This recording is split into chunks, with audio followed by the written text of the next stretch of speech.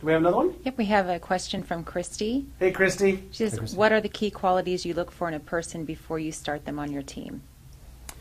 Great question. So we have developed out, it's our own kind of our Q&A interview system, to where we've asked certain questions that gives us an idea of the type of person that they are.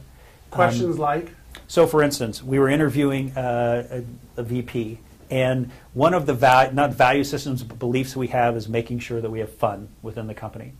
And so within the interview, I'll ask him a serious question, and then I'll say, Prince or Michael Jackson?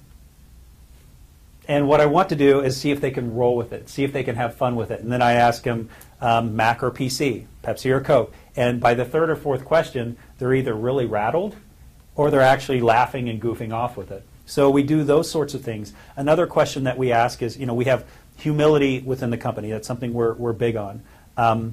And we want a lattice flat organization versus this hierarchical structure. And so in order to do that, and when you're hiring executives or people in the company, you want, and not even executives, but just people, you want to get rid of ego. For us, this is totally, just for us. We don't want egos in our company.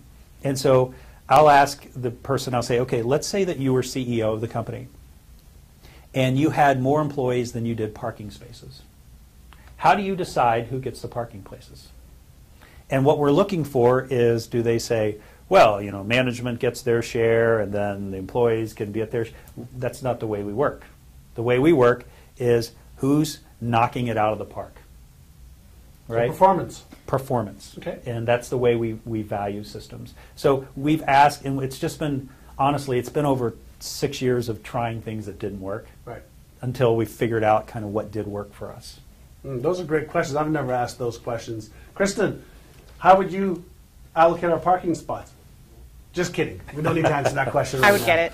All right, let's get one more question. Then we've got 30 minutes. I've got a whole bunch of questions for you on goal setting and raising capital. Oh, great. And Cool. Are you guys all enjoying this, and gals all enjoying this from all over the world? Because They are. I've got my head just spinning with ideas of things that I'm not doing in my own company, and even promises that I've made to my team that I haven't yet fulfilled. So Stephen's triggering some things within me saying, oh, I'm being incongruent with my values and what I need to do and want to do with my team. So I'm going to be having a serious talk with my team and having them tell me all the stuff that I'm incongruent about right now with my values and beliefs of what I talk about. So I'll be the first to put my hand up and says, I've learned a lot and I've got a lot to learn and grow. So Kristen, take it away. Who's got another great question? Okay, I have a question. Okay, sorry about that. I lost the question that I had. So give me 1 second. That's all right. Find another one. Okay, I will. Okay, do you bring your company values into an interview situation for any new staff? And do you have a way that you can find out a prospective employee's work values even if discussing their values isn't something they are used to doing? And that's from Lyndall. So it's, can we understand and bring into the interview in essence, in summary, can we get a good basis of understanding what their value system is, even if they're not, as an interviewee, not really used to those sorts of questions? Yes. Okay. Yeah.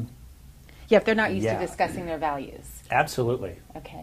It's, we're the ones asking the questions. So I've never had anyone say, well, I'm not going to answer that question. And they're more situational type questions. We want to know their work ethic. We want to know what have they improved on. We want to know something that they had to work extremely hard and push through and in order to get something done, because that's about perseverance. The ownership mentality is really geared towards the question of the parking spot, because as an owner, you are a servant, first and foremost. You're not the ego guy running around, right? That's not what an owner is. The owner is the truest sense of servant to the entire, it's kind of the shepherd and flock type scenario. Your job is to make sure that the flock is taken care of. So I would say be true to the value, know what those values are, put situations around those values, and ask away. And you'll find people, they'll either fumble because they don't know what you're looking for, or they'll answer it the way that it really speaks to them, and look for the people that it speaks to them.